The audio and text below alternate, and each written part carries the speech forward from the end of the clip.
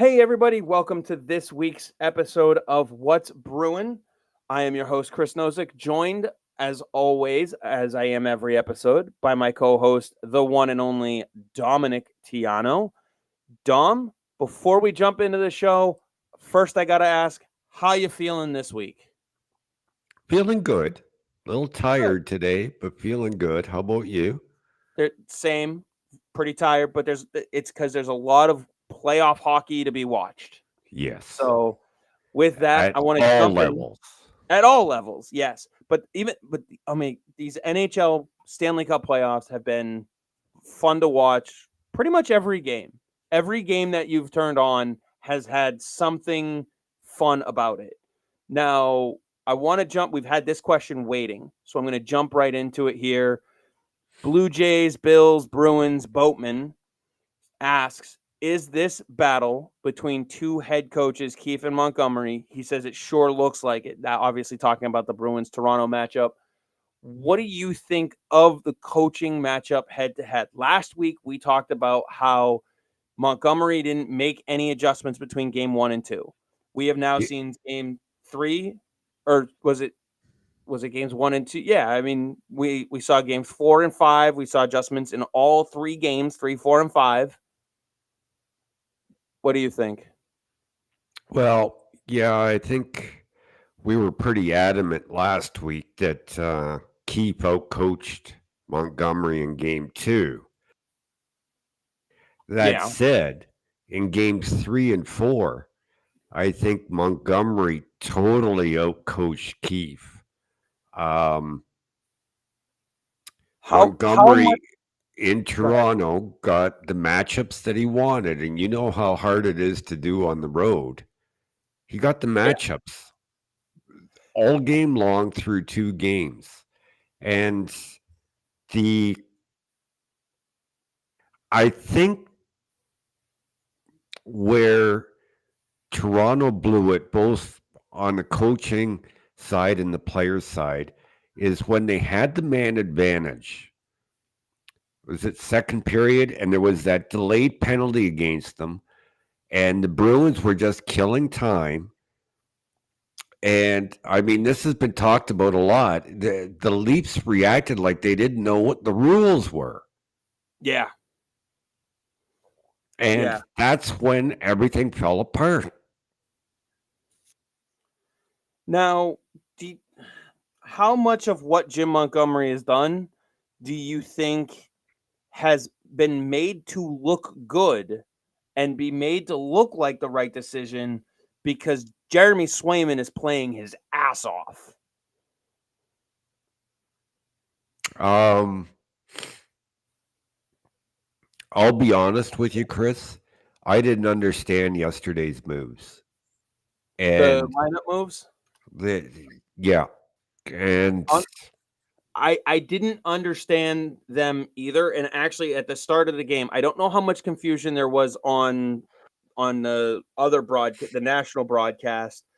I'm guessing they were showing the ESPN feed or the TNT feed, whatever it was up in Canada. no. We got the CBC feed. Okay, so either way, it wasn't the Nesson feed. No.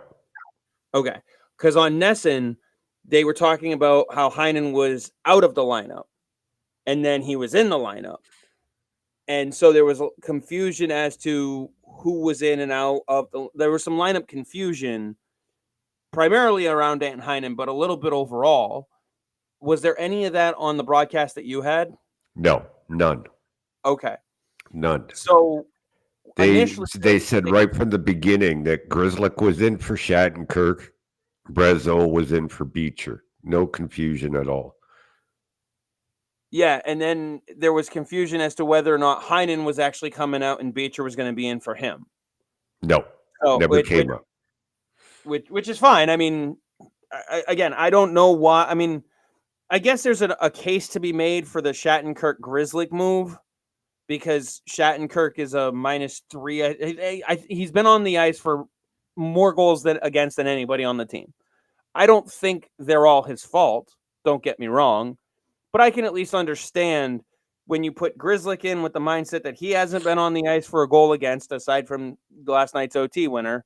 and you're removing the guy that's been on the ice for the most goals against. I can at least make some sense of that.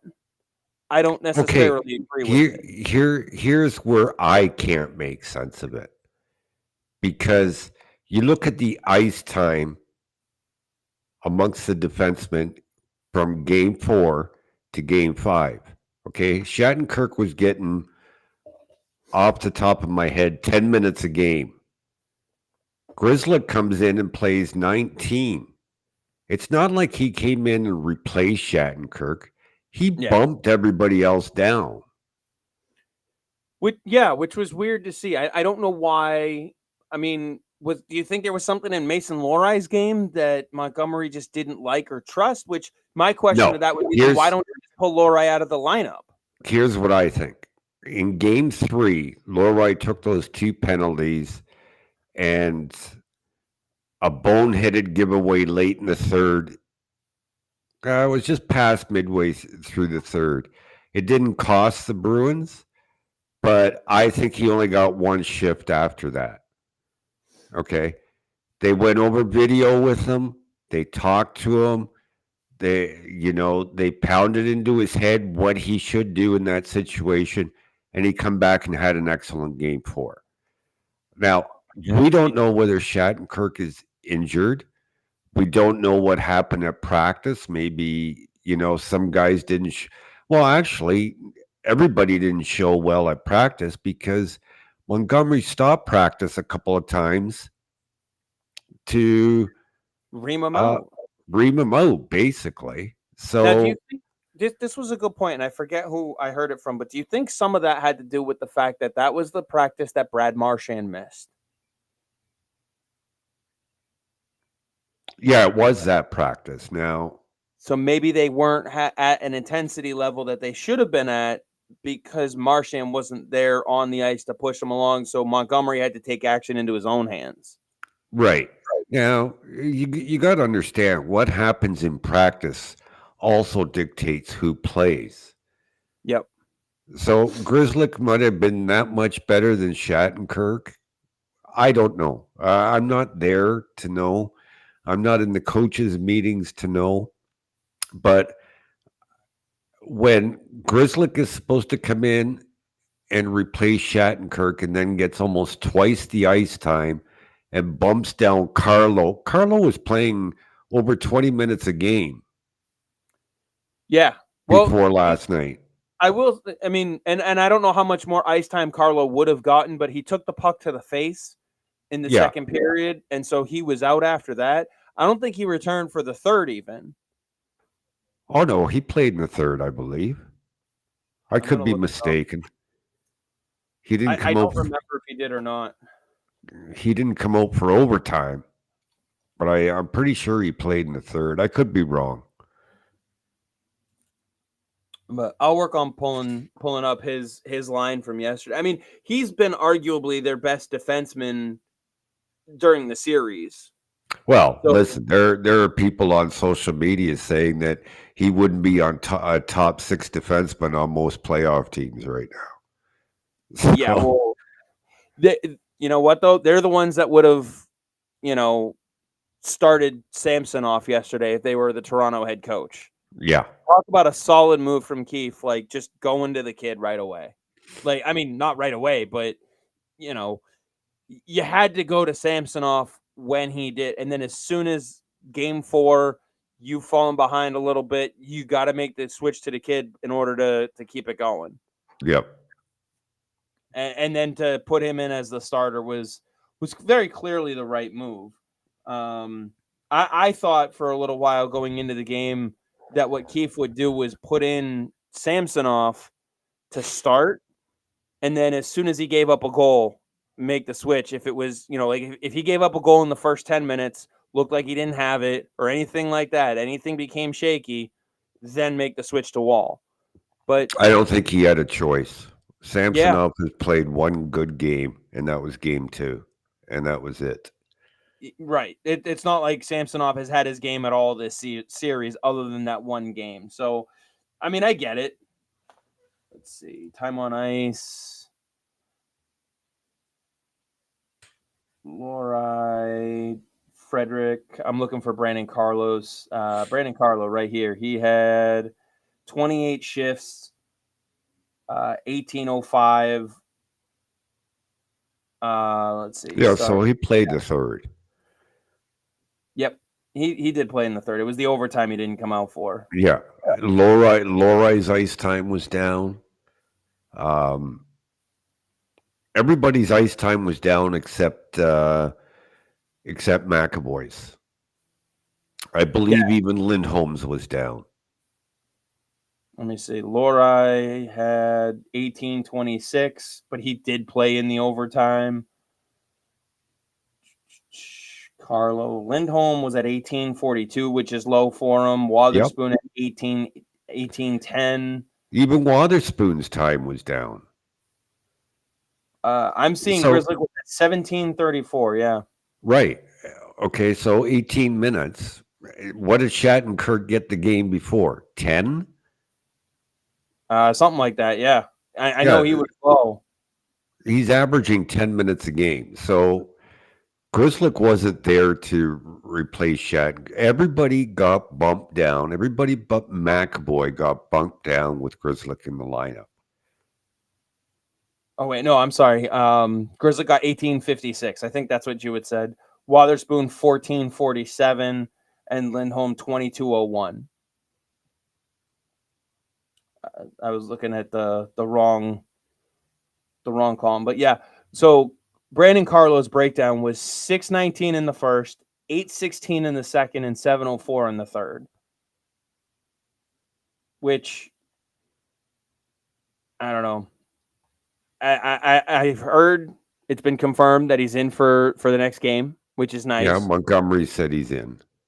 So it's good to know that you have him now. So the question is what lineup do you go with now? I mean, I don't want to shouldn't have changed the lineup. Should have gone with what had gotten him there. Like you and I have talked for weeks about you can't have Maroon and Brazeau out there together. No, man, they look slow. The only reason why I would have them in the lineup at the same time is if Danton Heinen can't go, I would put Brazeau on the third line in his spot. Right. Or unless you're playing Florida. Or if you're playing Florida. Florida's a different animal. Yeah. Because they have the bigger bodies. They play a more physical game. You can't have them both out there in this series. Now, my question to you is which one would you rather have out there in this series? Maroon. Okay. I'm not even thinking about it. I don't disagree. The only second thought that I have about it, though, is Maroon plays about half as much time. Doesn't matter. Brazeau hasn't played all series. He's rusty. I agree. I agree with that. But, I mean, he played 10 minutes last night. Maroon played 11-11. Kind of funny. He even got a shift in the overtime. But put it this way. Those guys, Maroon, Brazeau, they're not the reason why they lost. No, but let's it affects things all the way. It affects things throughout the lineup because if they're out there together, okay. First of all, you've neutered Jesper Boquist. Yeah, you've absolutely neutered him because that speed by himself isn't going to accomplish anything. And then you're spending a lot of time in your own zone. Okay, you either have to ice it or have to get Swayman to swallow up the puck and have a face-off, and all of a sudden you're bringing on your top guns defensively instead of offensively and putting them in a situation where they have to defend. I mean, the shots were, 12-2 in the first period? That was brutal. How lucky were they to come out with a 1-1 tie? So they were shooting 50%. They took 2 shots. Yeah. I think there was one other chance that I don't think they got a good shot. I don't think the shot got through the wall so it obviously didn't count, but they had one other good look in the first 2 minutes of the game. And that was Yeah. it for the first. It was terrible. Absolutely terrible. Now, And and my other thought of it too is, why the hell are you taking John Beecher out when you need him at the faceoff dot? boy, weren't the face-offs pathetic. Domi was 10 for 10 Absolutely. at one point, Yeah. and he's not even a center. What are we doing? It was pathetic. Absolutely no other way to describe it but pathetic. And yet, as pathetic as it was, they were a deflected puck away from continuing that overtime. Because when Tavares goes down that line, I know people want to shit on Grzelcyk, and he's a punching bag for so many people, but he pushed Tavares to the outside. Well, no. See, this is what everybody's saying, and that's not true. Tavares went to the net. Keeping people to the outside is within 5 feet of the boards. A stronger defenseman like a Brandon Carlo or Charlie McAvoy or a Hampus Lindholm would have forced Tavares around the back of the net, kept him along the boards. That's when we in the scouting industry talk about keeping people to the outside. That's what that is. Tavares went to the net. He one-handed it to the net.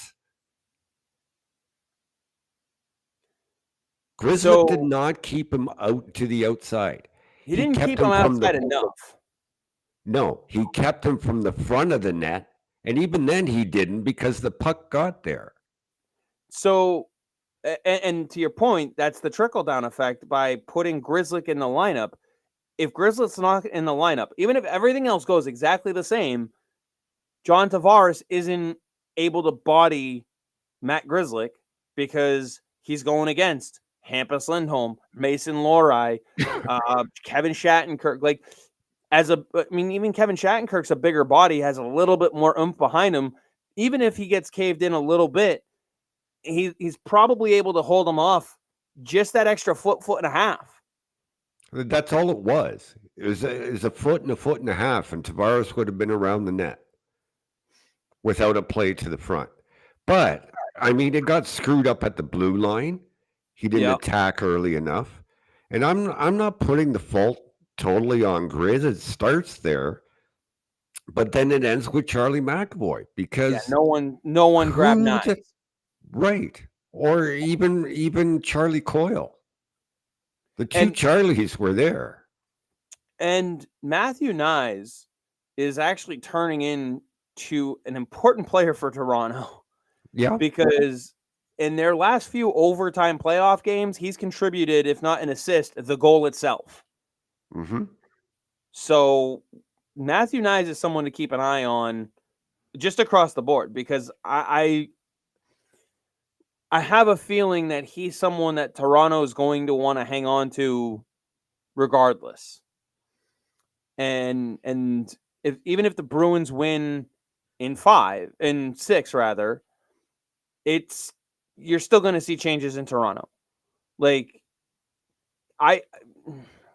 Toronto's whichever coach loses this series is done. I wouldn't disagree with that. Whichever coach loses this series is done.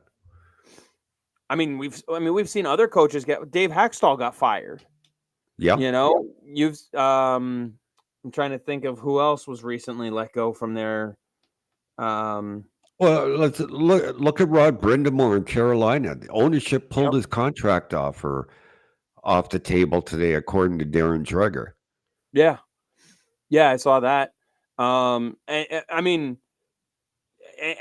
been in the conference final 3 years in a row? Yeah, something like that.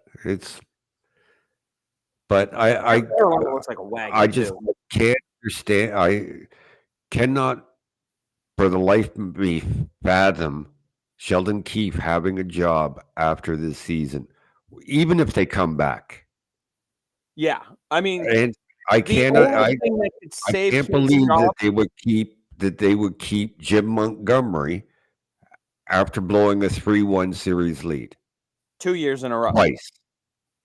The only thing that can save Keith's job is a Stanley Cup. Yeah, but that ain't happening. No. They're going to have to play. Whoever wins has to play Florida next, and then the winner of the Rangers in Carolina. Jesus. So, but I mean, going into how worried are you about this about the series going into Game 6? There's a lot of talk now about deja vu from last year. There's so many things that are fairly parallel to last year, such as the overtime loss in Game 4 or Game 5, rather, like having good chances and all this other stuff. How do you feel going into tomorrow's game? Last year has nothing to do with it for me. Like once the Bruins are eliminated, my coverage starts for next season. I don't even think about last year. So I know Brad Marchand was asked about it. He stopped the reporter partway through the question and said, "Look, I'm going to stop you right now. We don't think about it. There's a lot of players that weren't here last year," which is true. What is it? Half the roster wasn't there last season. A large portion of it. I mean, yeah, Beecher, Maroon, Boquist, Lori wasn't. Lori, Waterspoon wasn't. Shattenkirk. Shattenkirk wasn't. You know, yeah. So, like, I'm sure the players aren't thinking about last year.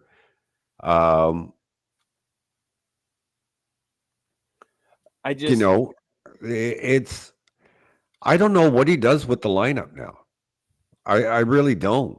Like, if he goes back to what he had in Game 4, he's basically saying Brazeau and Grizzly cost us the game. Never should have been in there. I don't know how he handles it. He put himself in such a bad spot with that. Yeah, that I don't know how he handles it. It's gonna be difficult for sure. Let's see. Blue Jays also says Dom just nailed it. Whoever loses their head coach. I agree. And to your point, this is coaching yourself into a corner because it worked out for Keith because Joseph Wall played such a fantastic game. But if Wall shat his pants, everybody would be sitting here going, why didn't you start Samsonov and give him a quick hook and then go to Wall? Like, there'd be so much second guessing about that move. Yeah. Obviously, Keith is also kind of was doing his lineup with a hand tied up behind his back without Austin Matthews being available. And the first 3 games didn't have Willie Nylander, but that's the cards that he was dealt. So, and quite frankly, that's his job. Deal with that shit. Coach the players up to deal with it. And there's been a lot of talk being made about that interaction between Nylander, Marner, and Matthews on the bench. And who knows? It sounds like, or it looks like, based off of how they played yesterday, Keith kind of got in the middle of it and put the kibosh on all the bullshit. And while Matthews wasn't in the lineup, it worked. What the Leaf players said was true after the fact. You ask any hockey player, they love that shit on the bench. They love the calling each other out because it makes them better. I guarantee you that those guys after the game had a beer together. I guarantee you. Probably. Not. I'm just saying, there's a lot of stuff being made about it, and well, yeah, but that's what the media does. That's what fans do. The players, they think it's great. I would rather my players did that than did nothing. Yeah, for sure. But there's a lot of talk about maybe moving on from Marner and all this other stuff, which, to your point, that all comes after the season. You have to see how Right. it all plays out. Yeah. So Like, but that stuff. Ask Jonathan Tays and Duncan Keith when Keith got into Tays' face yeah, and they won a Stanley Cup. Ask Nathan McKinnon, who got into a screaming match with his coach and was screaming so yell, fell off the bench and went on and won a Stanley Cup. Um, there's plenty of examples of that happening. Plenty of examples. But I give me those guys over the guys who just sit there and don't say anything. now one thing that I have noticed though is the 2 games that they've won, they've been missing someone from the core 4. Does Mm-hmm. that mean? I mean, and Mac, I mean, Domi played well in that But they top also line. lost. They also lost too when they were missing somebody from the core 4. Yeah, yeah. I mean, it's going to be a conundrum for him for sure. Um, I mean, do you think by game 5 they're fully healthy? Do you think they get Matthews back?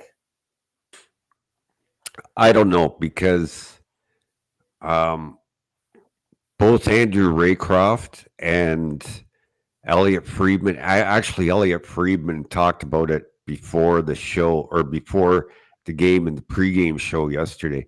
Said this is not an illness. It's been a week. This is not an illness. It can't be. And Andrew Raycroft said if a player was that sick that he couldn't go, he'd be in isolation. He wouldn't be around the team. He was on the team bus that day. He was in the Yeah, dressing room. He was on the ice. If it was an illness, he wouldn't be around the team. yeah. It just something doesn't add up here, and obviously we won't find out exactly what was going on. I know some have floated the idea that a concussion. He probably might have received a concussion. Um, I mean, I will say this though: during that little thing, the bench incident, quote unquote, there was another shot of Matthews, and he looked white as a sheet on the bench. Yeah. So, I don't know. we'll wait and see. It doesn't matter. The Bruins have to play what's put in front of them. If they can play, if the Bruins play their game, we saw it in 3 and 4. It's an easy win for them. The question is what is keeping them from doing that at home in a closeout game the past 2 years?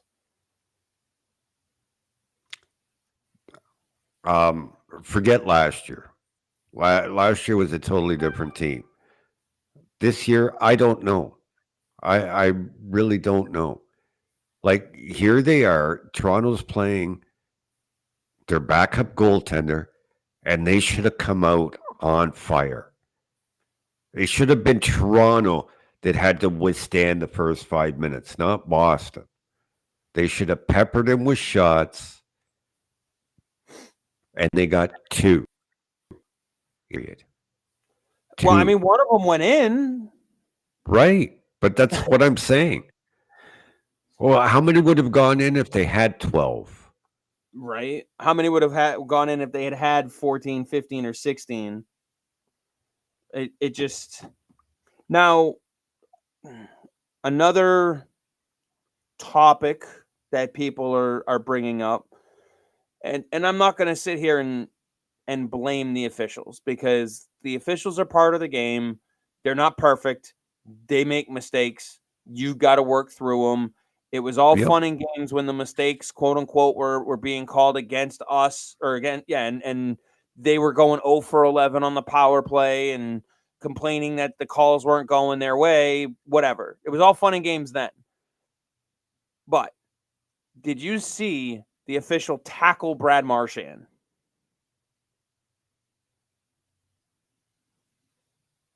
Yeah. I don't know that I'd call it a tackle.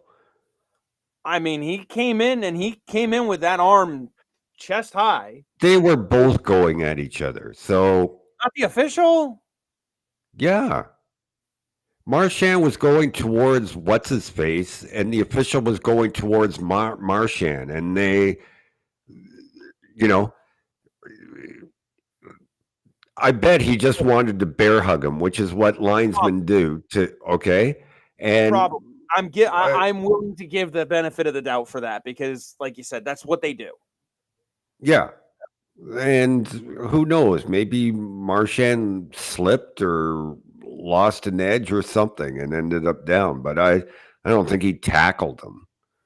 My question to you is that scrum in front of the net. I think it was the second to end the second period. How is it that only Marchand and Coyle got penalties with one matching minor on the other side? Do you know what? So much happened in that play, and I bet if I slowed it down and watched the replay, I could find where it happened. Okay? There's no way two officials could see through bodies to see everything that took place. There's just no way. But I Yeah. bet you if I slowed it down and watched the replay, I could find two Boston penalties and one Toronto penalty. I probably could have gone the other way and found two Toronto penalties and one Boston penalty.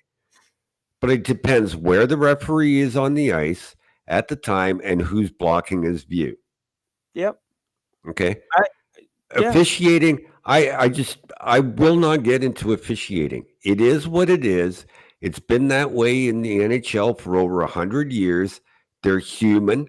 Mistakes are part of it, and you have to work through it. And the Bruins did. They killed the penalty off. And then there was the Brad Marchand scrum that led to the incident with the linesman there, where he's getting held off the face-off, and then before that, or just after that, rather closer to the dot. I mean, obviously, it's the playoffs. They're gonna let shit go that they Right. would Like call during the regular season. fans have to decide. Do you want everything called and whistles every 20, 30 seconds and penalties being called?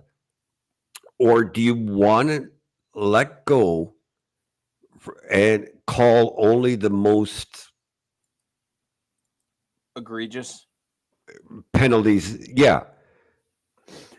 I I, want. I to me, it's playoff hockey. I want 5 minutes without a whistle. If I somebody agree. taps me on the ankle, that's fine. Unless I fall or I'm limping off, let it go. I just want consistency. That's all I ask for. If it's a penalty in the first, it's a penalty in the third. But If you'll it's not never a have penalty, that. You'll it's never have that because part of what makes hockey great is and it's different than officiating the other sports is there the human element affects hockey officiating more than in any other sport. Okay. And, at any given time, you have 40 NHL referees. They're not always paired with each other. They don't always call the games the same way. Okay. Now, if you want to make teams of officiating saying these two linesmen only work with these two referees, and that's the way it is for 82 games during the regular season, and that's what it is through the playoffs, then fine, do that. And it's the only way you're going to build consistency. I want consistency. I understand everything and I agree with what you just said. I want consistency within the game because to your point, yes, it just seems unfeasible to have a team of four. I mean, that's also how you get corruption too. Essentially, Right. games getting tossed and that sort of thing. So checks and balances are required, but there needs to be some sort of way for there to be a little bit more consistency. And You don't think last night's game was called consistently? I think it was. I think it was the most consistently called game in the series so far. from puck drop to the end, I thought it was pretty consistent overall. Yes. There were some stuff that was missed both directions. It's playoff hockey. Like you said, fans have to make a decision. When it comes to that crap, if you will, the holding off the face off and all that stuff, I'm on both sides of it. Is it a penalty? Yes. Do you want to let it go to let the game continue? Yes. Like, which is it? And it happens both ways. Right. It happens both. You don't think Marchand held anybody up? I'm sure he did. He did. I guarantee you he did. Because I laugh and I think somebody makes a comment on Twitter. I go, Brad Marchand just did that 5 minutes ago. Yeah. And you weren't complaining then. Right. Because, well, what's good for me is good for me. Right. It's like I have no problems with officiating, none whatsoever. To me, it's part of the game, and the good teams, the great teams, work through it. I like the unknown. The only way you can possibly fix it, you're young compared to me. Go back to the days of one referee. Yeah, I mean, what are they going to do? Throw 4 more on the ice? Like, it just doesn't. Right. Now they already get in the way, and there's only 4 of them. You have 2 options. The way I see it is allow the linesman to call penalties. That I think they should do. No, here's why they shouldn't. Because the linesmen have a tough enough time calling everything that they're responsible for. You're now taking their eyes away from their job to do the referee's job. Fair, you win. That's where you miss offsides. That's where you miss icings. That's where you miss puck in the glass. That's where you miss. Did that shot come from behind the red line and Swayman froze it, so they're not allowed to change? Those are all linesman calls. They're not the referee's calls. So now you're taking their eyes away. Okay. The second option is eye in the sky. Have an official up there with a headset, earpiece to the referees on the ice, and say, call the play. That's a penalty. Yeah, I mean that's probably the more feasible option, and that would allow them to call stuff that's behind the play, if you will. If something goes along, and like I know people were making a big deal about I think it was Domi skating into Swayman in that other game. Like, people were making a big deal. Oh, he should have been penalized. I mean, they bumped each other. I'm guessing Swayman probably lost a little bit of an edge or whatever. I mean, and Swayman handled it the way you want him to. He just kind of stared him down, like, get in his head. Like Brad Marchand's never done that. Right. Like, he would never have done that. I don't know. Maybe swing at a goalie's chest or something. I'm sure Kochetkov has something to say about that. I think it was. Yeah. Like, come on. It's so. But to your point, if you have eye in the sky, like if that happens behind the official, someone can still call it if necessary. Right. Someone looking. But the official was right. The official was right there. He just chose not to call it. Now, in that instance, I'm not. I look at it like this. I look at it this way on the Boston side. I'm glad they didn't call it, because that was the turning point in the game for me. Oh, yeah. No, I like I said, I'm not saying in that instance there was a penalty or anything. I'm just saying that type of thing, if it happens behind the official, eye in the sky is able to catch that fifth official looking at the game from the camera angles. Not to mention the fact that I think it would help speed up some replay as well, because if you give that eye in the sky referee access to the blue line camera on both edges of the ice, and there's a question about offsides, he's already looking at that angle. Mm-hmm. And you don't have to send the guy over to the by the time he gets over there to pull out the iPad. Okay, but let's define it again. Okay. you want the eye in the sky being like a third official.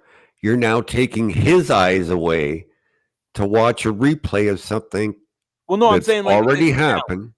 I'm saying if a coach challenges for offside, by the time the on ice official gets all the way over to the bench to review it, if there's a signal that that the coach has challenged it, someone's already in front of the replay option. And so rather than waiting for the guy to skate over, pull out the iPad, have Okay, the play. but Toronto can already do that. So Here's why here's don't the here's the problem with that, because the linesman who made the call has to be in on the conversation, because what did he see? And I'll go back to Cale Makar a couple of years ago, where he had the puck outside the blue line, directed it in, let go of the puck while his teammate came out. Okay, his feet were still behind the blue line. Once his partner, his teammate cleared, he touched the puck again. Who's to say the person doing review in Toronto would have caught that? Where the linesman could have said, well, yeah, but he released the puck and picked up the puck again once his teammate cleared, so it's not offside. You need the linesman who made the call to be in on the call to say, this is why I didn't call it. But if they're already going to have the earpiece in, why not give each official an earpiece up to the eye in the sky so they can just have that conversation already?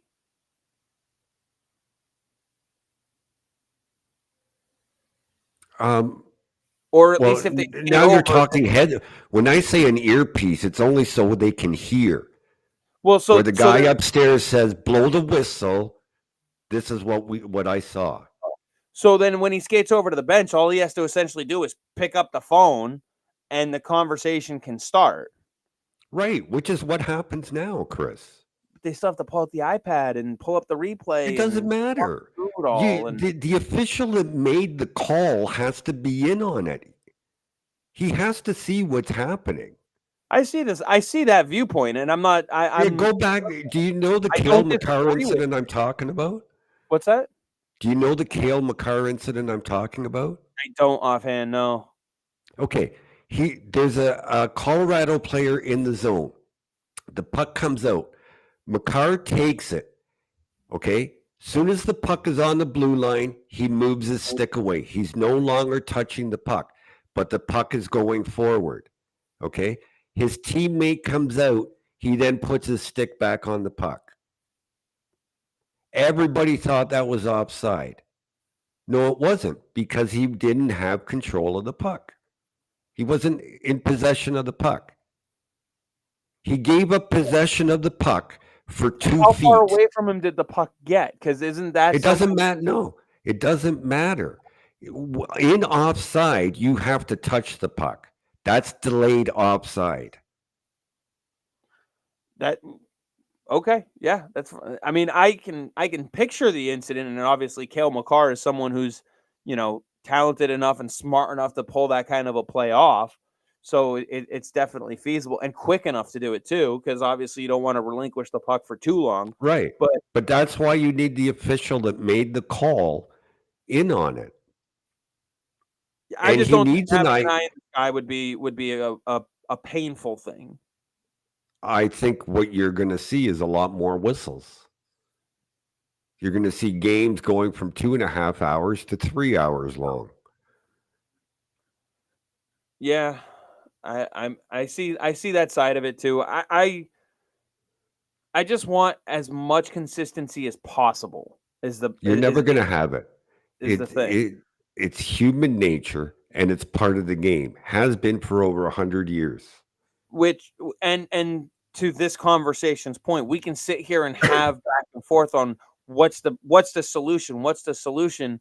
Well, the solution is play through it. Exactly. That's always the solution. And the best teams, the best teams play through it. And I mean, Swayman's playing through it. He's not letting Yeah. anything get to him. Has Swayman, what kind of contract has Swayman played himself into for you? Oh God, I don't know. Because you know Let's this put it. playoff run has to be considered for it. Yeah, and if he loses in If 7 he, games, if he loses in 7 games with a goals against average of 1.5 and a save percentage of well, 45 plus, how can you hold that against him? that's what it is now. Who's to say what it is in after 7 games? If he gives up a touchdown in a game, then yes, we're having a different conversation. But I mean, right now, he's the best goaltender in the playoffs right now. And yeah, right now, statistically, Rittich has a 102 goals against average, but Rittich has played 58 and a half minutes. Swayman has played 241. Wall has played 79 and some change, almost 80 minutes. And he has goals against of 0.75. But again, those are both under half as much time as Swayman has. The next closest, as far as the 240 mark, close to him in numbers, is Igor Shesterkin, who also has played 4 games and has a 175, but a 931 save percentage. Shesterkin has been playing really well for the Rangers too, but now he hasn't played in a week. I don't know, man. I'm glad I'm not negotiating that contract. Right? It just, but I mean, still, the save percentage in of itself, the guy has a 952. He's made 118 saves on 124 shots over 6 games. Not even. He's only played 4 of them. He's played 4 games. I said over 6. I meant over 5, but he's only played 4. He has a goals against average of 1.5, essentially. It's 149. He's not your problem. No, anybody who suggests he is crazy. And I don't think Allmark was the problem in Green Game 2 either. No, but I don't think you see Allmark the rest of the series. I mean, I'll put it this way. If they lose Game 6 and Montgomery goes to Allmark for Game 6, and then they go to Swayman and lose in Game 7, that's why he gets fired.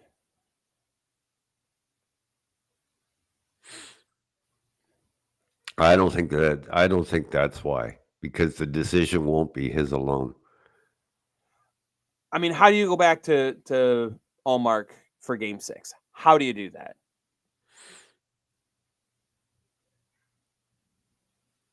I don't know. The thing is just I wouldn't put anything past this team. I wouldn't. I never expected to see the lineup changes that I saw last night. And that's why I'm worried they go to Allmark tomorrow, is because of all the other lineup changes. I feel like he'll go back, he'll make some other lineup changes, put Shattenkirk back in or something like that. He'll do something, and then he'll go to Allmark. He'll make a different mistake. That's what I worry about. I liken or compare the lineup changes to this. You have a hot dog and you put ketchup on it, and it's so good. Okay? Then all of a sudden you decide, after 30 years of eating hot dogs with just ketchup, that all of a sudden one day you're not going to put ketchup on it. And instead, you're going to dip it in beer.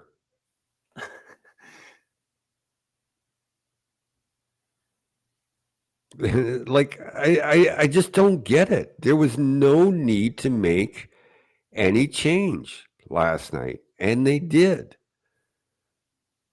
It just doesn't. Yeah, it doesn't make any sense. I don't know why he did it. I don't understand it. Um, I mean, you go back to the lineup that got you here in Game 6. I hope he learned that. Goes back, Laurie McAvoy, Lindholm, Carlo.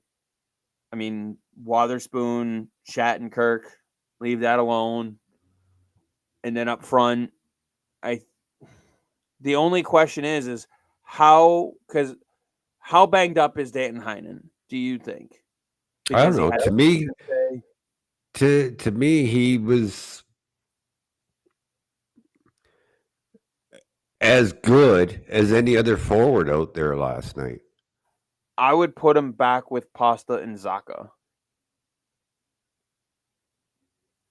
No, You don't think so? no, I'm not playing with the lineup. Go back to what worked. You won games 3 and 4 in Toronto. Yeah. Without changing anything. You're back in Toronto. Go back to it. Yeah. Don't mess with any lines. Don't mess with any lineup. Don't mess with any D pairs. Don't mess with any goaltending. Go back to what won you 2 friggin' games easily in Toronto. Ryan says here that the problem is their offense and neutral zone play. Okay, but Ryan, what about Toronto's offense? The second best offensive team in the regular season has only managed to score more than 2 goals one time in this series. I mean, at this point, even throw away the Omar game, they've gotten 6 pucks past Jeremy Swayman in 4 games. Right. It's a game of inches. That coil shot that hit the crossbar, if that was, it's a game of inches. An inch lower, and it's a different game. And there was the I think it was Brad Marchand had a chance at the empty netter kind of play behind him, if you will. Yeah. Where he's trying to flip it over the pad of, I think it was of Wall. Yeah. And if he connects on that and that goes in, totally different game. It's now 2-1. I think it was in the second period, if I remember correctly. So now it's 2-1 going into the third. You may end up putting him away at that point. But he missed, not by much, but by a little bit. He adds to it. The D is amazing. I feel like the lack of shots and keeping the play in the offensive zone. I mean, when you're outshot 12-2 against essentially a cold goaltender who's a rookie coming in for the first start in this playoffs, you should be the team with the 12 shots. Mm-hmm. So yeah, that is a problem. But the fact that they came out of that first period tied at 1, if you look at it from the offensive side, yeah, they should have had more pucks on the net. They might have been able to have more than 1 goal. But on the defensive side, yeah, they played. They overall played well in their defensive zone. They kept the shots to ones that Swayman could make the save on, and other than that 1 goal, they did what they had to do to keep.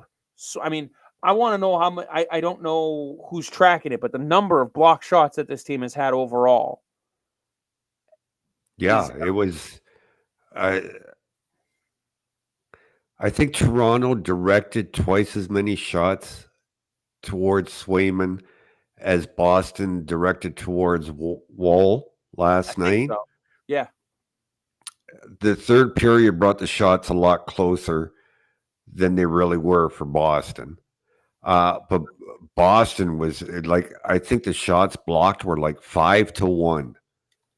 That was the ratio. 4-1, 5-1, something like that. Yeah. It was outrageous. And yes, that shows how well the defense is playing when they're playing in their defensive zone. But like, you gotta get out. Well, no. There were more blocked shots by forwards than defensemen last night.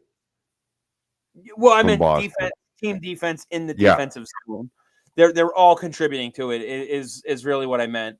But just in general, when you have that many block shots, you got to get the puck out. Yeah.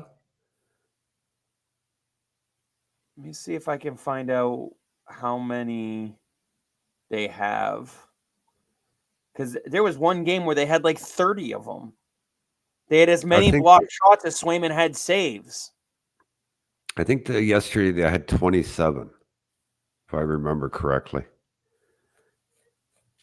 Yeah, I mean, there's so many times where they've had as many block shots as they've had Swayman saves. Like, Mm-hmm.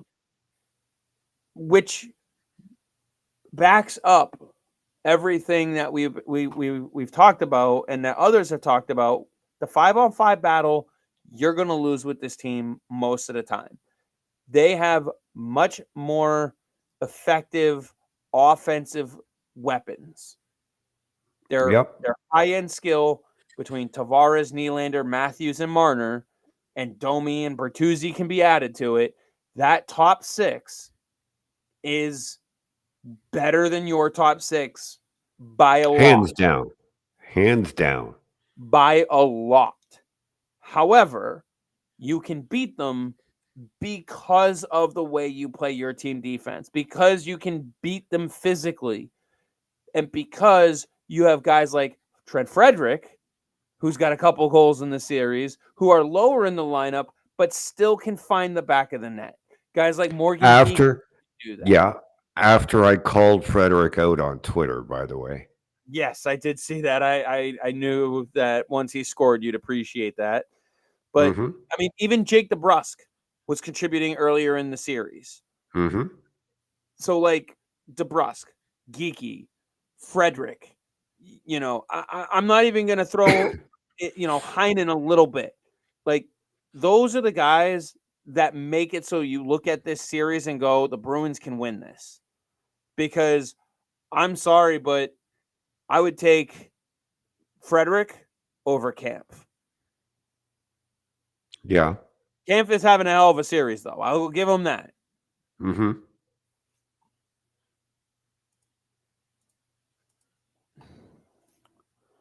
Doesn't Maroon have 2 assists in this series too? I was actually just trying He to pull up does. something. I think he has 2 assists. Yeah. I'm trying to pull up the playoff stats for just the Bruins right now. Right now, Marchand with 8 points, can't ask much more of that. DeBrusk has 5 points. Pasta only has 4. We haven't had a Pasternak really breakout kind of game. No, and people are questioning why Maroon was out on the ice with Pasternak. 2 reasons. They were trying to double shift Pasternak to get some favorable matchups. Secondly, Was they're this in the abused. third? Yeah. Was it in the third? Secondly, Pasternak is being abused this series. He's taken some hits. And, there was a time they had him out with Frederick too. And the hope was that Frederick and Maroon, 2 bigger bodies, especially Maroon, could open up some space for him. Yeah. It I wasn't. don't hate it. I get it. It wasn't a desperation move by Montgomery. It's like he's got to get Pasternak going, and Toronto is not giving Pasternak time or space, and they are abusing him. Right, and to your point, Pasternak's the guy that you want to lead your team in ice time anyway. So double shifting him to get him with the guys he's normally with, with Zacha and DeBrusk, and then let the other 2 change off. I mean, go ahead, throw him out there with, Brazeau and Boquist for a shift. It doesn't hurt those guys. And it's one of those things where, who knows, maybe you get something out of it. It's not the end of the world. Pasternak on the ice with anybody is not the end of the world. Now, if you're skating, let's see, Maroon, Boquist, and and Maroon, Boquist, and Brazeau in the final minute, and you're down by a goal, that's a problem. Yeah. You know, Keefe got ripped for having Ryan Reeves out in the last, I think it was like 5 minutes of game 4. It was either game 3 or 4. Game And people 4. are wondering why the hell he's doing it. It's like, well, that's just bad coaching. Because it's a bad decision to have him out there. And if your argument is you needed to have him out there because the other guys were so tired, you didn't manage your lines well enough during the rest of the game. Exactly. So I want to see Beecher back in the lineup. He's got to go back to the same lineup as game 4. Has to. To me, it's unacceptable not to. I agree with you. I think whichever coach loses this series is gone. I mean, Keefe could still be gone even if he wins this series because he's going to run into the buzzsaw that is Florida and then lose. So yeah, it's Toronto's going to be interesting. Just how high up the ladder they clean house. Oh yeah, I think Shanahan's seat is getting real warm right now. Shaz Diet says need much more from Coyle and Zacha. 0 goals and only 2 assists each. I mean, I get that argument that you need more from them, but they are a huge part of why you have 30 block shots. You know, like they're doing their part to negate Matthews, Nylander, Tavares, Marner. Like they're doing their part to negate Toronto's stronger offense. Yeah, so, I think Zacha had a couple of brilliant defensive plays yesterday. It would be nice to see a little bit more from them in the offensive zone. Yeah. I agree. But to sit here and say that they're costing you games and this, that, and the other, that's not fair to them. Because they are playing really well. They need to win a few more faceoffs. I'll say that. You know, but I'd love. It's great to see a kid like Johnny Beecher have developed that skill the way he has over the course of this season. Yeah. And I agree with you. You go back to the game 4 lineup, but he's showing how important he is to this team right now, Beecher. Even in a bottom 4 role. Bottom 3, really. But, yeah. I mean, his speed is showing its value. And, you know, like you said, Brazeau and Maroon in the lineup at the same time just doesn't work. It doesn't. And somebody asked me today, would you put Forbert in? And I said, no. Go back to the same lineup as game 3 and 4. Well, he can help you on the PK. Well, the PK hasn't been an issue. Yeah, right. If the PK has been an issue, yes, do it. But it hasn't been. Toronto scored what? 1 power play goal on 15 attempts? Right now, I'm looking at trying to pull up the playoff numbers. Right now, the penalty kill is clicking at 94.1%. So 1 for 14.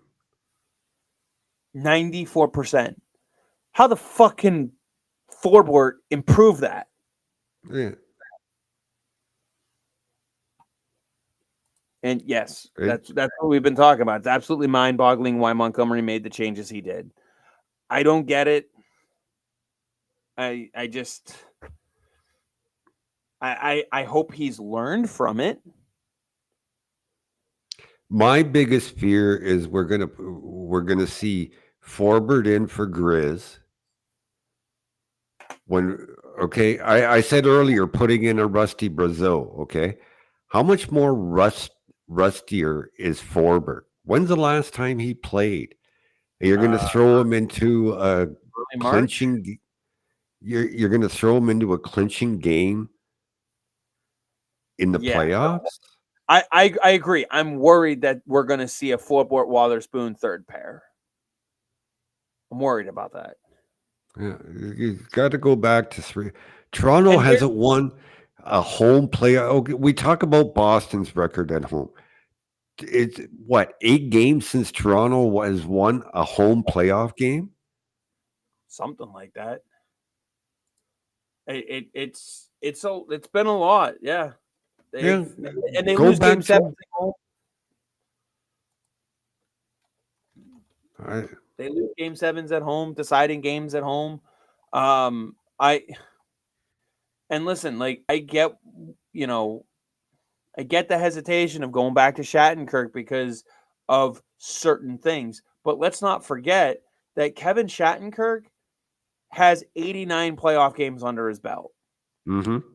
and a Stanley Cup from He 1920 with Tampa Bay. he knows what it takes. He knows what it takes. He's he's still a decent sized body in there, 6'2", 212, 210.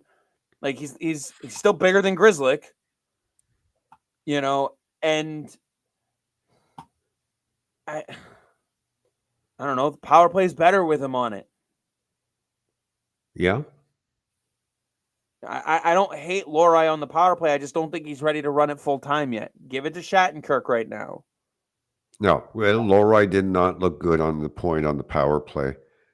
I don't know if Nesson showed it, um, but you knew Montgomery was going to put him out there on the second half because Montgomery went over and talked to him. You could see it on the Hockey Night in Canada. They stuck with it on the screen.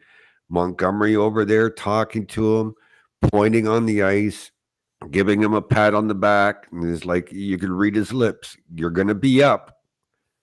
And he did not look good on that power play. What we're seeing from Mason Lohrei is what you and I expected. He's going to have some good moments. He's going to make some mistakes and errors. And luckily, Jeremy Swayman has not made them painful mistakes. Right. That is the good news. They're rookie mistakes. Like that play in front of the net where he went between the legs and missed. Yeah. Okay. A seasoned vet, 999 times out of 100 goes for the safe shot on net. In that situation, that's what you have to do. And again, they talked to Lohrei about it. It's like you got to get the puck on the net. Nothing fancy. Right. I mean, he's alone in front of the net, and he tries that move. Yeah. Now, Ryan has a question. Question is, do you think the Bruins use Lohrei next year in the top 4 for the season? Is Grizz gone? Grizz is gone. Lohrei, Ryan, I don't know if you've ever heard me say it. I was dead against acquiring Noah Hannafin because it would have taken Mason Lohrei to get him. And very plainly loud said that Mason Lohrei in 3 years is going to be a better all-around defenseman than Noah Hannafin. I want nothing to do with a Lohrei trade for Hannafin. So, yeah, he's going to be in the top 4 next year. I think you see your top 4 now. Lindholm, Carlo, McAvoy, and Lohrei. Yeah. And I don't hate it. I don't hate it. I apologize to whoever is on LinkedIn watching. It comes up as LinkedIn user. I can't give you proper credit, so my apologies. But he says Pastrnak would have made that shot though. Mason Lohrei ain't. No, he wouldn't have. And there's no guarantee that he would have. I guarantee you Pastrnak would not have, because Lohrei was a left-hand shot moving from left to right. A right-hand shot could not make that play. But take the handedness out of it. Pastrnak, there's no guarantee he would have even made the shot, though. even if he took the shot, go in the other direction, and it all made sense handed wise, like there's no guarantee. Like when the reason why those shots are so cool when they happen is because they are not like they are a low percentage shot, just like the ones from the weird angle that they end up knocking in off the goaltender's head. Like it when they go in, everyone's like, "Oh my god, it went in! Holy crap!" No one in their right fucking mind is telling anybody to take that shot that way. No coach is telling any player to do that. Ryan is a huge fan of yours. He did catch that Hannafin comment, Hannafin Lori comment, because he reads it on the HF boards. Wow, I got a fan. There's Well, one, two. Chris. Well, two. You got me too. So I read your Two. stuff too. Two. So but it's definitely coming down to crunch time. I really hope they put this one away, but I do would not want a game 7. Do not want a I don't game want a 7. game 7. I don't know. There's something about the Toronto building, like you said, for that team. I think they can do it. I think the guys who were here from last year, guys like Marchand and Zaka and Coyle, I think, McAvoy, I think there's still enough left over from last year where they remember the sting from losing and blowing the lead. And they don't want it to happen again. Montgomery doesn't want it to happen again. I think they're going into it with the attitude that it won't happen again. They can't let it happen again. And at this point, go all out for it to not happen again. Those guys you mentioned, Chris, should be chomping at the bit for a rematch with Florida. I bet they are. That's the thing. I bet and they then are. put up the effort that they did last night. I don't know about that. I don't know what happened last. I think the lineup changes got to him. I really do. Montgomery stirred the drink that didn't need to be stirred. Mm-hmm. And honest to God, going into last night's game, those lineup changes, if they lose this series, that's why. That's why. When you, even as bad as they played with a 3-1 series lead, you make those lineup changes and then you drop 3 straight, that's on the coach. Yep. That's when you blame the coach. Now, if it's a 2-2 series and you're playing the way they're playing, that it's a different conversation. When you have a 3-1 series lead and you go into game 5 and you fuck around with your lineup, that's on coaching. I think that's what threw them off. Well,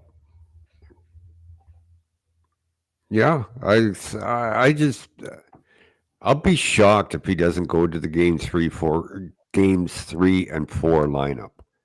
I'll be shocked too, but at the same time, I'll look at it and I go, why does this surprise me? Because this is what he does.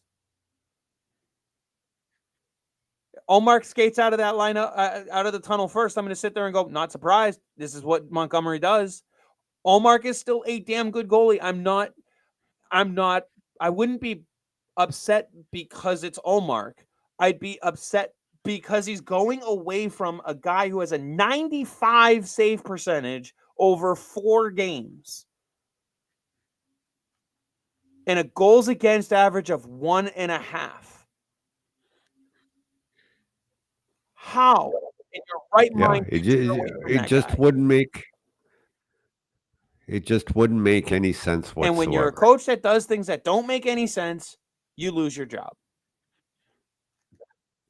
Listen, do you remember his time in Dallas?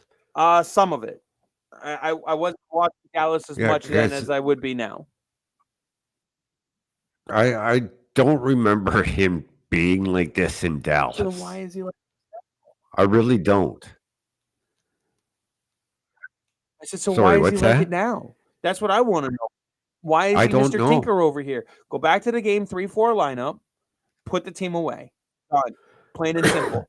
Do what Carolina did to the Islanders last night. Yeah. And no way, just real quick, because we've been talking about Toronto and I just mentioned the Islanders, there's no way, in my opinion, that there's any sort of deal between those two teams involving Marner and Sorokin. It's just not going to happen. No. I've heard that mentioned a couple times, and I can't help but sit here and get a headache over it because it's so dumb.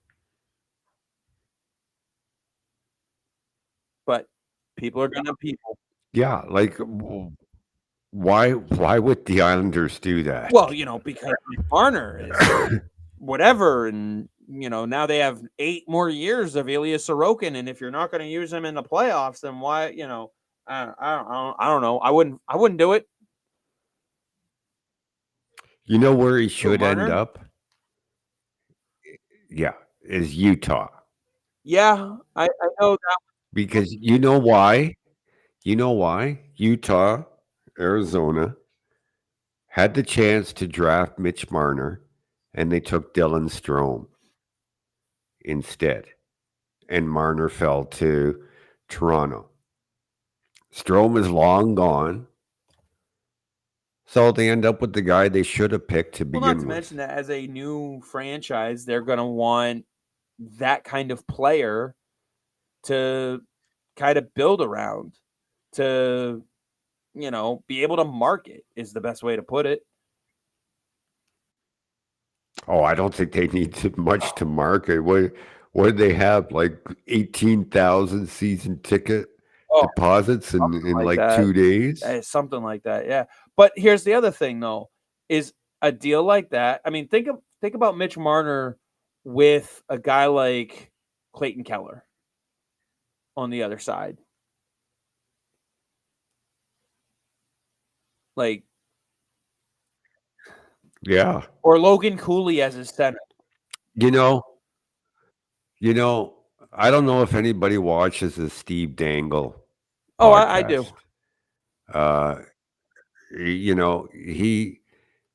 He said something which I can totally agree with the other day. He says, you could break up the core 4 and they could go on to win Stanley Cups all within 4 years with their new respective teams. Every one of them. And they could. Because they might work someplace else, but these 4 just do not work together. The mix just isn't right. And he was so bang on with that. 100% agree with that. And I wouldn't be surprised either. When I look at it and I look at, the core 4, question is who are you dealing away? Right? Obviously, not the potential 70 goal scorer in Austin Matthews. Guy had 69 goals. Why would you trade that away? And not Nylander. To me, Nylander is the most talented of the I would say 4. so. I would agree. Plus, Nylander has been the most consistent in the playoffs of them. Yeah. And his new contract kicks in next year. So, and I don't see anybody really pursuing Tavares. And I don't see Tavares really waiving that no trade clause for maybe one. Like if you were telling him that you were going to trade him to Vegas, Colorado, Florida, maybe he's willing to waive it. But if you're Toronto, you're sure as hell not setting him to Florida. No. So, maybe one other team. So now you're basically talking about a 3-team list. I think Marner is the guy that is more likely to waive his no trade sooner and for more potential options. Now, I agree with you. I think Utah is the team to target.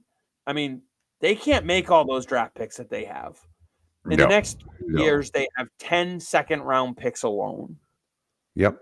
They can't make all of them. So you bundle some of those picks. Plus all the ones they've already made. Yeah, no kidding.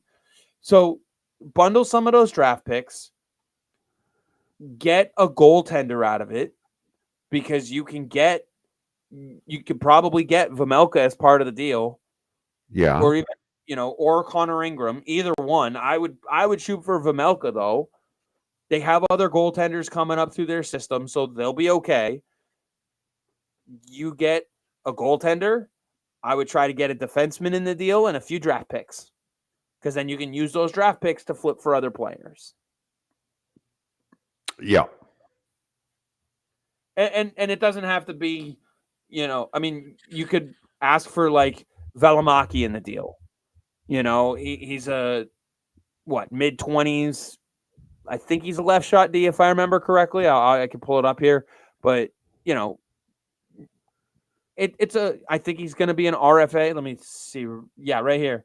He's an RFA. He was making $1 million this year. He's 25 years old, left shot D. Okay. Like, if you're Toronto, it doesn't hurt. Throw him in the mix in camp. Give him an offer sheet. Like, you need to get younger on your blue line, and you need to get a blue line. So it helps. They need to get better on their blue line. The problem is they have so much tied up in the core four, they can't pay for a blue line. What we've been saying for years. Well, and I don't know that Morgan Riley's a $7 million defenseman. Oh no, by no stretch is he. So really, you could say core five when you include him.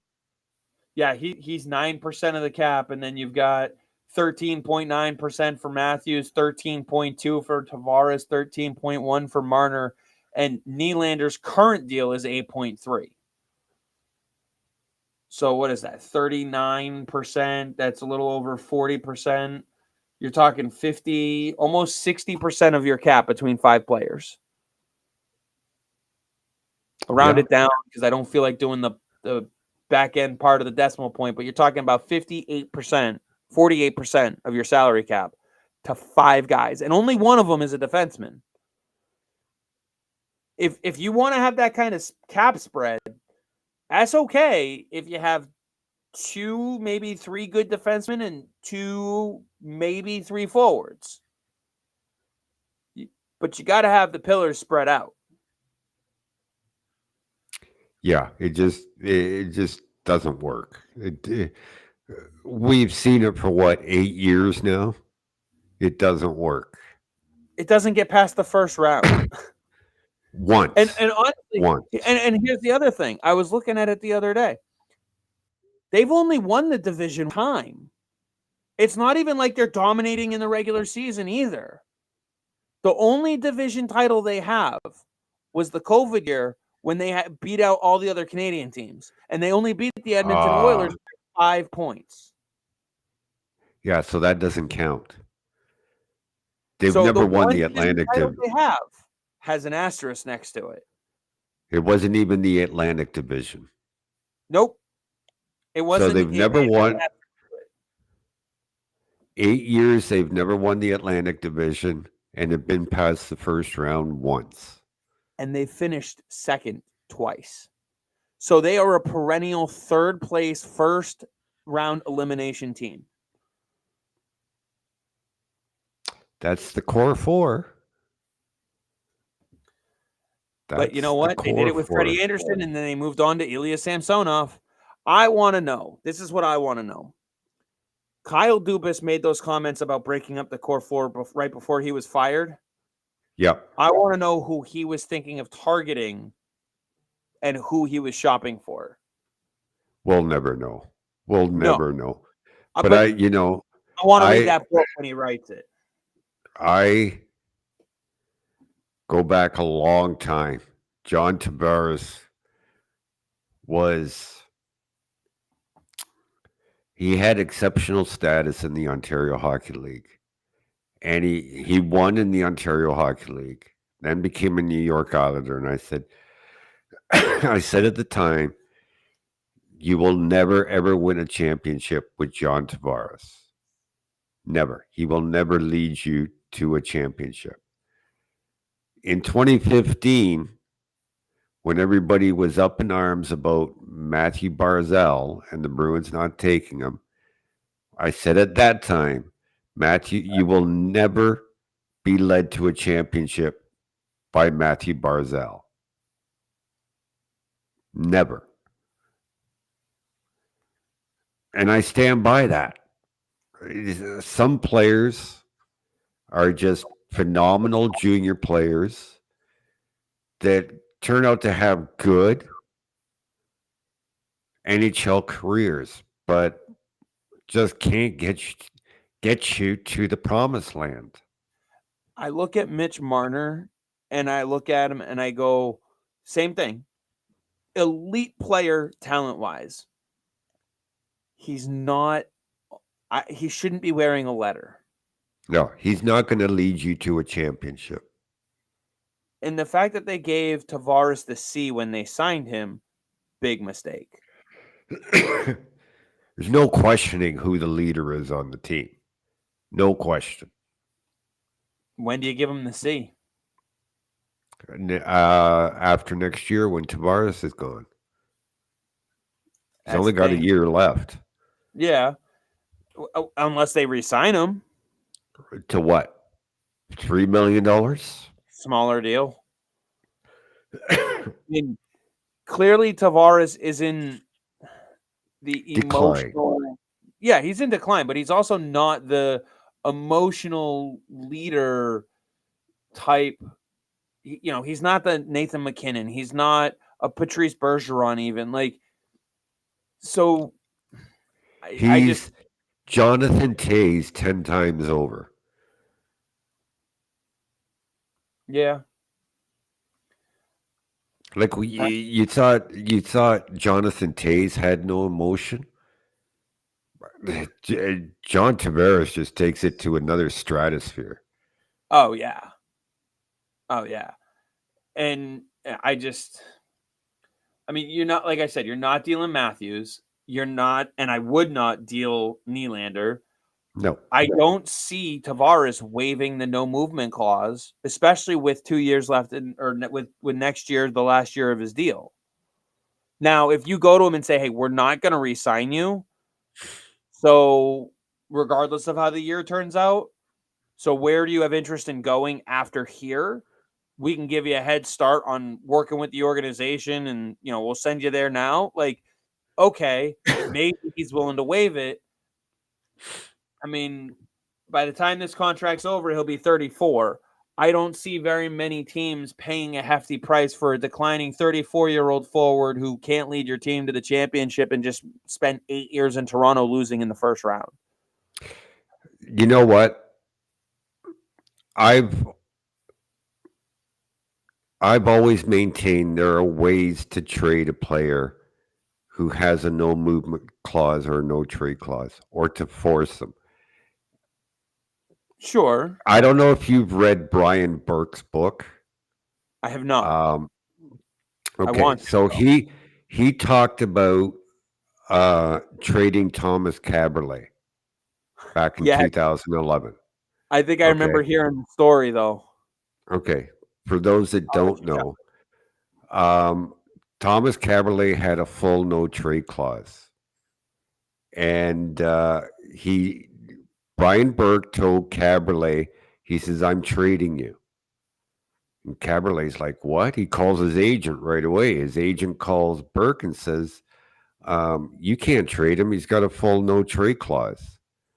Burke says, "I never signed the contract." And his agent's like, "But he's got a full no trade clause." And Burke's like, "I never signed the contract." And his agent's like, "But he's got a full no trade clause." And Burke said, "Okay, give me a list of 10 teams he'll take a trade to." And they came back with one, the Boston Bruins. And Berkey pulled the trade off with Boston for Caberlet. But he told them, he says, "Okay, he doesn't want to be traded.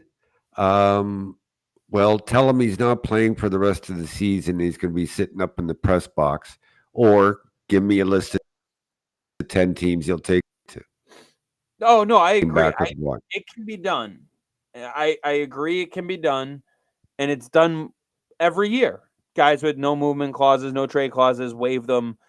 That's I just don't see a team. Any of the teams that would It's look only at John two. Tavares. What's that? No, go ahead. Go ahead. The teams that look at John Tavares as a trade target, I don't see him waiving his no movement clause to go to. And so again, let's say he gets a list of teams. That's going to make his value super low for Toronto that they're almost better off hanging on to him. Yeah. Think about that. That's what happened with Taylor Hall coming to Boston. Yeah. It Not, cost them. not to mention, they're going to have to retain. Oh yeah, for sure. At 11 million, So yeah, you you're gonna know, have to retain. you keep the player and ride him out for the year. But that's why you have Marner, who's also coming on an expiring deal. You can look at a team and say, we're not retaining on him. Figure it out. Because he's But that good. who can take that contract on?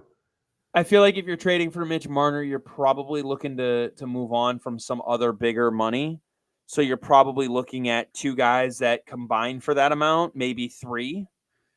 Again, depends on what team, because Marner also has a full no movement clause. So again, you got to assume that there are some teams that he won't waive it for. Obviously you got to eliminate the teams that Toronto wouldn't deal him to. If you're Toronto, you're sure as hell not dealing him within the division. So that rules all of the Atlantic out. Sir, surely not to Boston. You can't beat him without him. Yeah.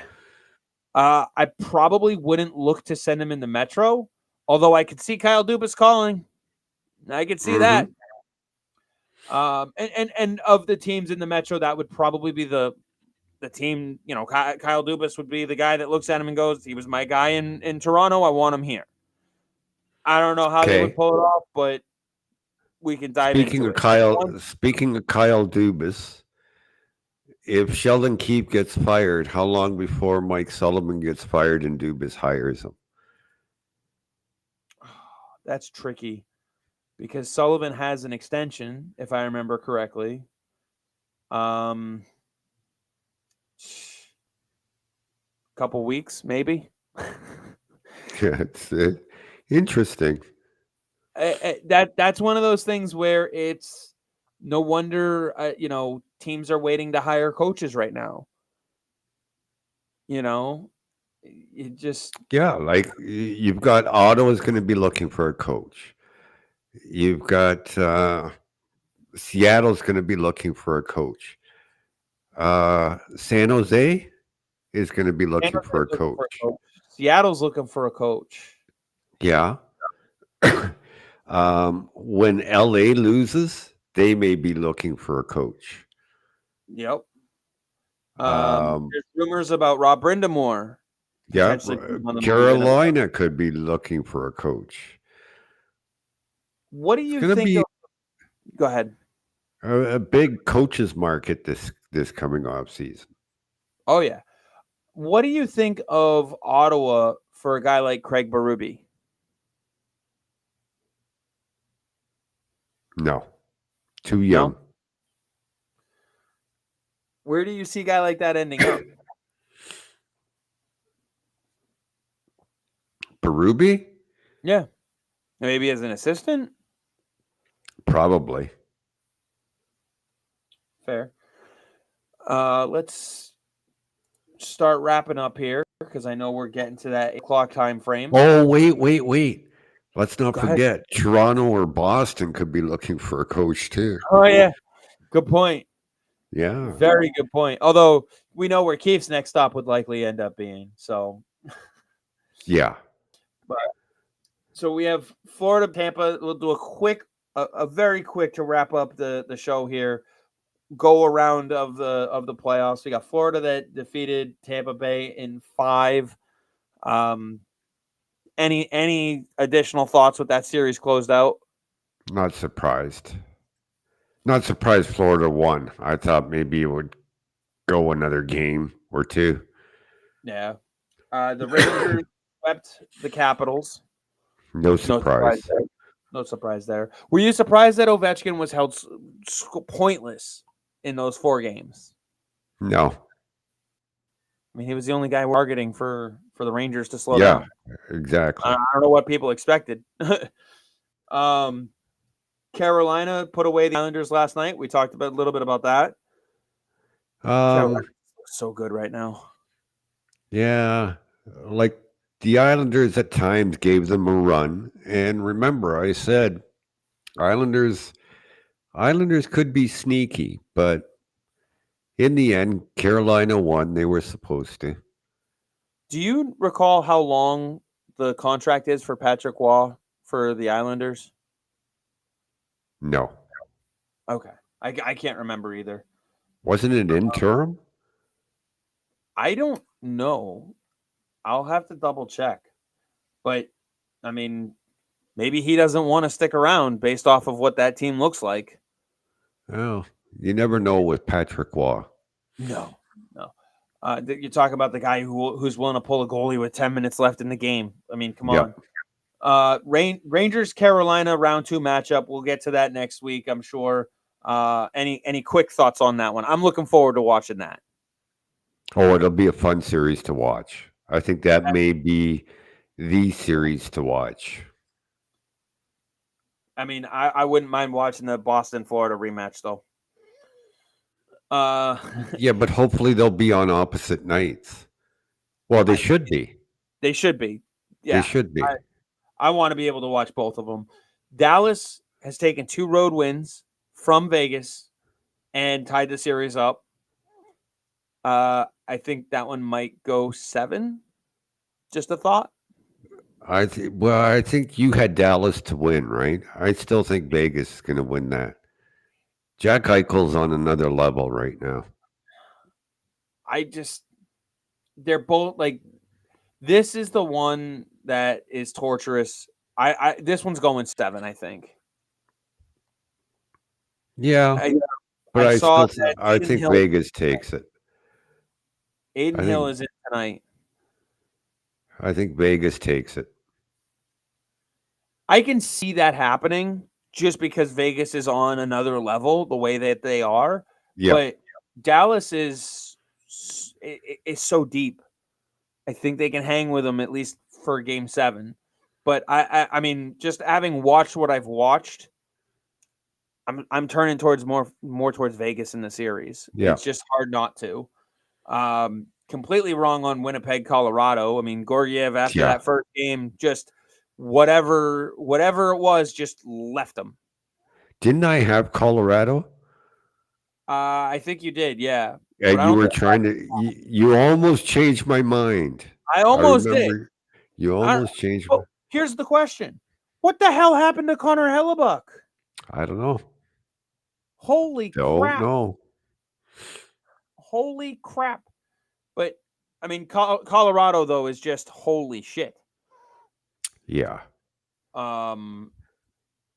Again, Cale Makar, man, what a player! People are saying whoever comes out of the Dallas Vegas series is going to win the cup, but I don't know about that because they're going to have to face Colorado. Vegas Colorado is going to be a hell of a matchup. Dallas Colorado is going to be a hell of a matchup.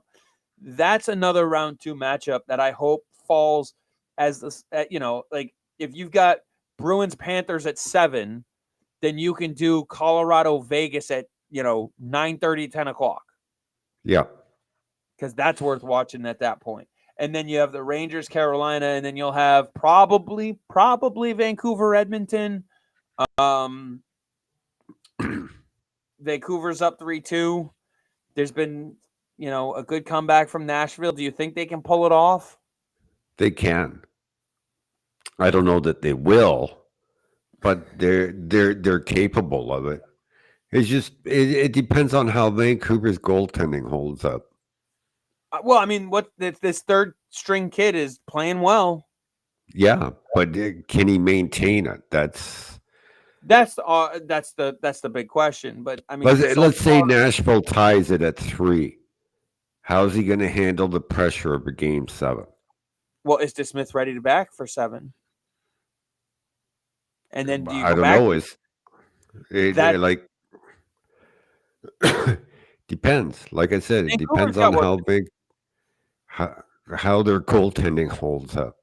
Yeah, Vancouver's got work to do in that series, but I think ultimately Vancouver pulls it off. Again, it's a 2-1 race right now. Yeah, That's all. Edmonton, no up surprise. 3-1 on LA, no surprise. Although if you were going to say that there was going to be a 1-0 game in this series, most people probably would have picked LA to win that one. But Yeah. they made the move. Are you surprised they made the move to Rittich in goal? No, not really. Me either. Again, there's a lot of information that we're not privy to as to why. Is there a minor injury? You know, even something so minor that I don't know. If a goalie goes down in his butterfly, he can't get up easy or quick enough. Things like that. We're just not privy to it. So Whatever the heck ailed Nylander and now Matthews. yeah. So with that, it's actually a little bit after 8. I know you got to get going too. So any final thoughts to wrap up as we look forward to a game 6 tomorrow? Game 6 tomorrow. I'm all over the place in Yeah. my head right We now. just better have the game 3 and 4 lineup. Yeah. Otherwise, I don't know what to think. And we will put out and let people know when our next show will be. It'll either be Tuesday or Wednesday, depending on when the Bees play. So we'll confirm once we have the schedule, and if they're not, So game 7 would be Saturday, right? yep. So I'm guessing that means if they it advance, would probably game be 1 Monday. probably be Monday, Yeah. which would then probably make game 2 on Wednesday. Yeah. So tentatively, I would say it's a Tuesday show. But at the same time, let's say it starts Tuesday. the series, Okay. Yeah. We should if it starts Tuesday, we can do a Monday night if you're available as a preview to the series and a recap of the present series. If it starts Monday, then we'll just do Tuesday like normal. sounds good to me. So it'll either be Monday or Tuesday. Either Yeah. way, we will post it. You can follow What's Bruin on social media. What's Bruin 6342 on Twitter. Myself, as you can see, Dom as well at Dominic Tiano on Twitter. Me at cnozic6342 on Twitter, and yeah, we'll let people know, and we'll post the link so you'll be able to find it. I promise, just like you did tonight. And with that, I'm going to end it with go Bees. Go